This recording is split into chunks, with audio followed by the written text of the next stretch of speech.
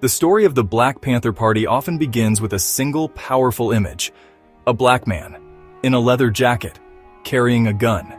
This image was intentional. It was meant to be seen. It was a declaration. But to focus only on the gun is to miss the entire story. The party was born not from a love of violence, but from a deep, profound love for black people. It was born in Oakland, California in 1966. Huey P. Newton and Bobby Seale, two college students, saw a community under siege. They saw police brutality as an occupying force in their neighborhoods. The Panthers' purpose was laid out in their 10-point program. This was their mission statement. It was their list of demands. They wanted freedom. They wanted the power to determine the destiny of their own black community. They demanded full employment for their people. Before they were a threat, they were a service. The Panthers organized to solve the problems the government ignored. They saw a lack of accessible health care, so they established free health clinics. These clinics offered testing for diseases like sickle cell anemia. Why did the sight of black people organizing for their own well-being provoke such profound fear in white America? The answer is rooted in the very foundation of the country. America was built on a racial hierarchy. A unified black community, providing for itself and protecting itself, directly challenged this entire structure. The fear was not just about the guns, it was about the ideas.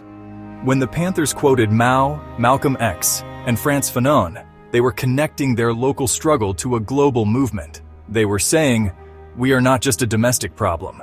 We are a colonized people seeking liberation." This fear was amplified by the media. Newspapers and television news programs overwhelmingly focused on the Panthers' militant image. They were framed as a hate group, as anti-white, as a violent gang.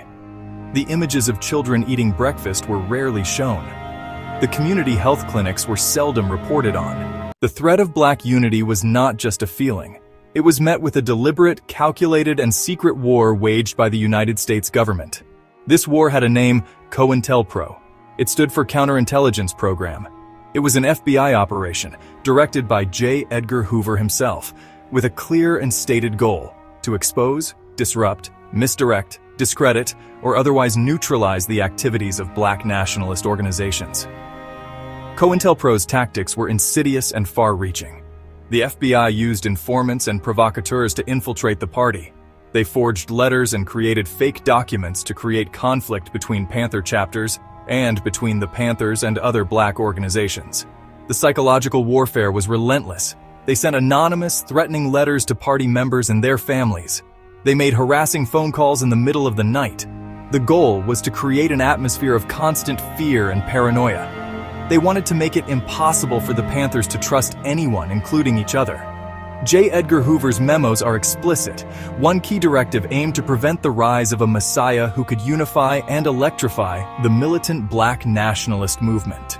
The government's war on the Black Panthers was not limited to secret psychological tactics. It was also a war fought with the bullet and the badge. In December of 1969, the Chicago police, in a pre-dawn raid coordinated with the FBI, stormed the apartment of Illinois Black Panther Party chairman Fred Hampton. They fired nearly 100 shots into the apartment. Hampton, who was only 21 years old, was shot and killed in his bed. This was not a shootout, it was an assassination. This pattern of violence was repeated across the country. In Los Angeles, the newly formed SWAT team conducted its very first operation as a raid on the local Panther headquarters. In cities from New York to New Orleans, Panther offices were raided, and members were arrested on trumped-up charges. The legal system was weaponized to keep leaders tied up in court battles, draining their funds and breaking their spirits. When Huey P. Newton and Bobby Seale began their armed patrols in Oakland, they were acting completely within California law. In response, California legislator Don Mulford, with the open support of then-Governor Ronald Reagan, introduced a bill to outlaw the open carry of loaded firearms in public.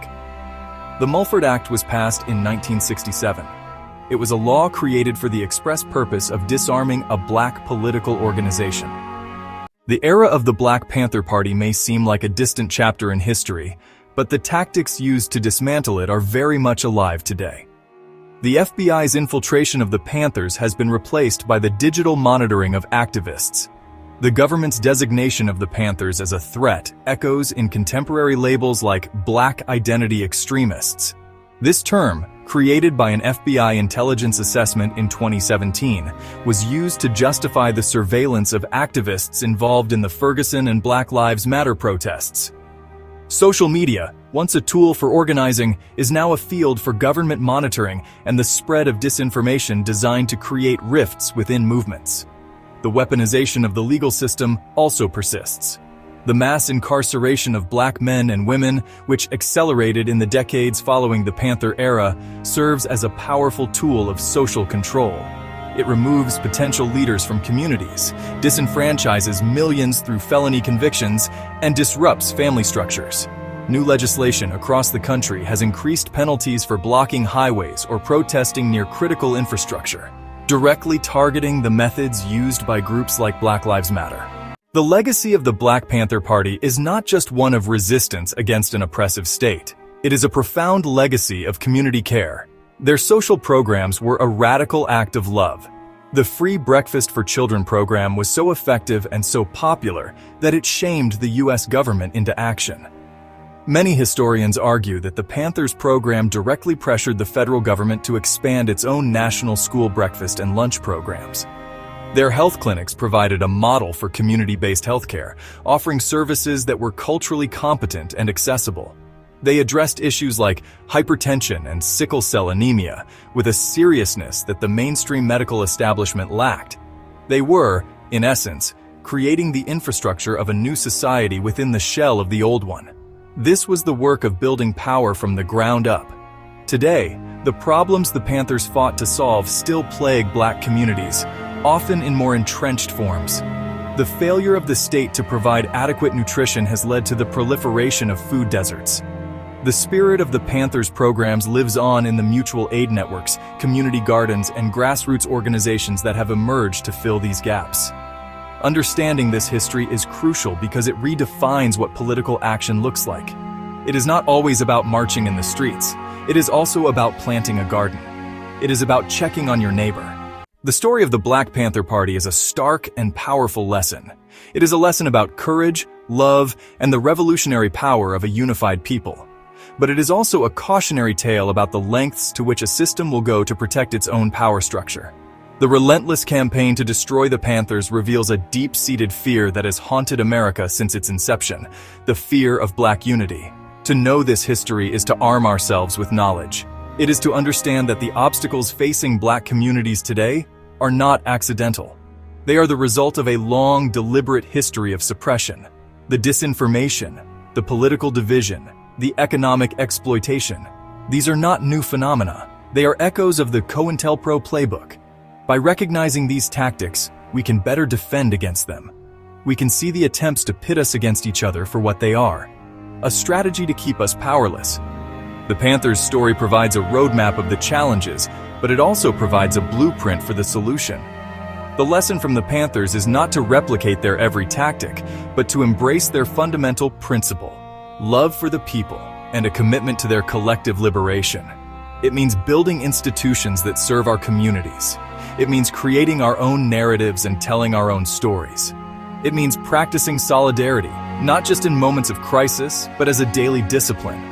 Unity is not a passive state of being. It is an active, ongoing project. Ultimately, the story of the Black Panthers is a story about the enduring meaning of freedom. They taught us that freedom is not something that is given. It is something that must be seized. Their legacy challenges us to ask the same questions they did. What does our community need? And what are we willing to do to provide it? The answer, then and now, lies in unity. For in a system designed to divide and conquer, the simple, powerful act of coming together is the most revolutionary act of all.